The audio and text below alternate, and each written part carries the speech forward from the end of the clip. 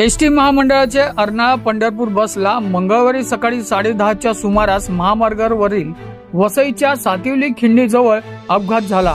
सुदैवाने यात कोणतीही जीवितहानी झाली नाही। यावेळी बसमधील 2 प्रवासी जखमी झाले आहेत। सकाळच्या वेळी पंढरपूर अर्नाळा एसटी बस विरार पश्चिमेच्या अर्नाळा आगारातून पंढरपूरला जाण्यासाठी रवाना झाली होती। यावेळी सातिवली खिंडी येथील जात असताना बसला मागून डंपरची धडक दिली।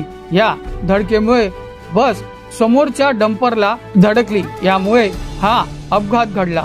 यावेळी बसमध्ये 10 प्रवासी प्रवास करत होते, यापैकी 2 प्रवासी जखमी झाले आहेत। या अपघाताची माहिती मिळताच वाहतूक पोलिसांनी तत्काळ घटनास्थळी धाव घेतली। याशिवाय अर्नाळा आगारीचे पथकांही घटनास्थळी पोहोचले।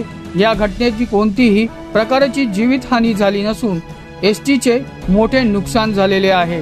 Bureau report, news junction TV, Vasai.